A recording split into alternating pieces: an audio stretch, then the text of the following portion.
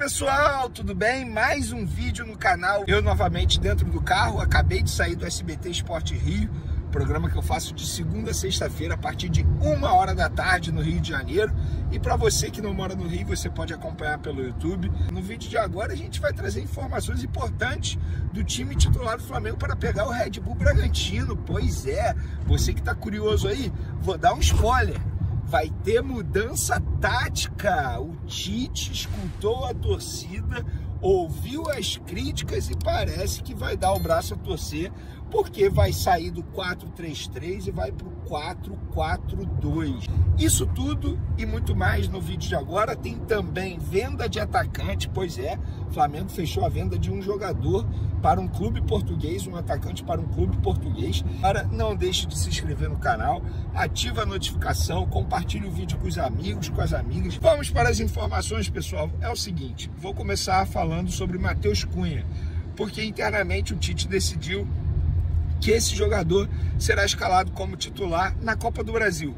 Ele quer dar rodagem ao Matheus Cunha, não quer deixar o jogador sem ficar muito tempo sem entrar em campo, e ele decidiu que na Copa do Brasil, como foi diante do Amazonas na quarta-feira, o Matheus Cunha será titular. Então no próximo jogo contra o Amazonas, jogo da volta lá em Amazonas, o Matheus Cunha será o goleiro titular, uma espécie de rodízio aí que o Tite vai promover entre Rossi e Matheus Cunha. E Rossi, portanto, volta ao gol no time titular.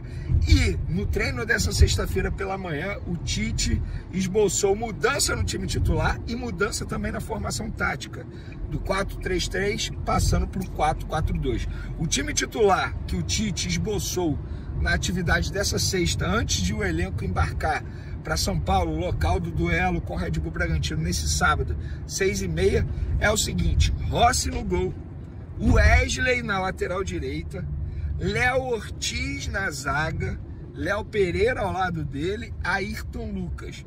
No meio de campo, Alan, Igor Jesus, Gerson e De La Cruz. E a dupla de ataque, Bruno Henrique e Pedro.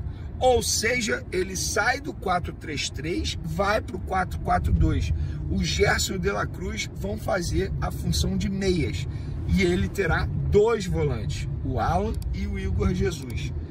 Agora, o meu questionamento... sobre a lateral direita. O Varela, ele sentiu problemas físicos ainda no jogo contra o Amazonas. Antes do jogo contra o Amazonas, ele sentiu um incômodo muscular.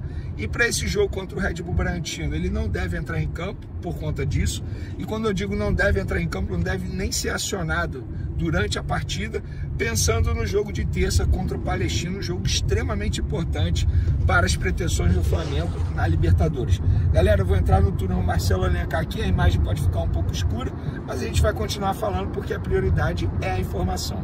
Em relação à zaga, a pergunta que eu faço é: gente, se está poupando o Fabrício Bruno pela sequência de jogos, por que não poupou contra o Amazonas? Era o jogo perfeito para o Léo Ortiz jogar, ganhar ritmo de jogo. Aí você vai botar o Léo Ortiz para jogar em Bragança Paulista contra a sua ex-equipe, um jogo extremamente rápido, veloz. Tudo bem, o Léo Ortiz está bem fisicamente, mas custava ele mudar o planejamento, botava o Fabrício Bruno para ser preservado contra o Amazonas, Léo Ortiz de titular contra o Amazonas, um jogo bem mais fácil, bem mais tranquilo, o apoio da torcida. E aí, no jogo contra o Red Bull Bragantino, ele botava o Fabrício Bruno. Mas o Tite inverteu a ordem e colocou desse jeito. Eu, particularmente, não concordo, mas é o Tite que é o treinador, obviamente. Mas eu tô aqui para dar minha opinião. Inclusive, isso aqui é uma democracia. Se você não concorda, pode comentar à vontade aí, pode dar a opinião de vocês. Na lateral direita, repito, Varela com problema físico não pode entrar. Entra o Wesley, que na minha opinião está preocupando. A verdade é o seguinte: o Wesley não vive um bom momento com a camisa do Flamengo. Um garoto promissor, mas não vive um bom momento. E eu fico muito preocupado em relação à lateral direita do Flamengo, porque o Red Bull Bragantino explora muito a ponta esquerda, tá? Com o lateral Juninho Capixaba, o Red Bull Bragantino sabe usar muito o lado esquerdo. E jogar lá em Bragança Paulista não é nada fácil. A ver como o Wesley vai agir, como o time do Flamengo vai reagir durante esse jogo aí contra o Red Bull Bragantino, que é um jogo importante. O Flamengo tem que fazer uma gordura nesse início de Campeonato Brasileiro, já pensando na Copa América. Serão 9 rodadas sem os seus principais jogadores do elenco. São jogadores extremamente importantes que estarão com as suas respectivas seleções. E eu nem estou levando em consideração o fato do Fabrício Bruno tem boas chances de ir para a seleção brasileira. O Pedro pode ser chamado pelo técnico Dorival Júnior também para a seleção brasileira. Então o Flamengo tem que se preocupar com esse início do Campeonato Brasileiro, sim, porque senão vai perder a competição. E para finalizar nosso vídeo, uma informação aí que a gente trouxe em primeira mão nas outras redes sociais. E a informação que a gente trouxe é que o Flamengo acertou a venda do atacante André Silva para o clube português Estrela Amadora. O jogador já estava atuando pelo clube português, mas por empréstimo.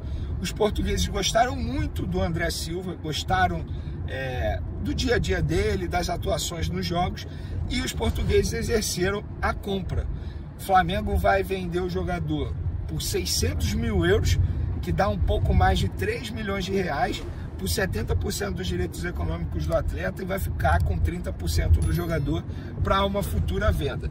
Eu, particularmente, vou ser bem sincero para vocês, quando o André surgiu no Flamengo, do time profissional do Flamengo, o André, para quem não se recorda dele, é aquele jogador que era chamado de filho do Bruno Henrique, parece muito com o Bruno Henrique, jogador que tem as mesmas características do Bruno Henrique, de fato tem, tá?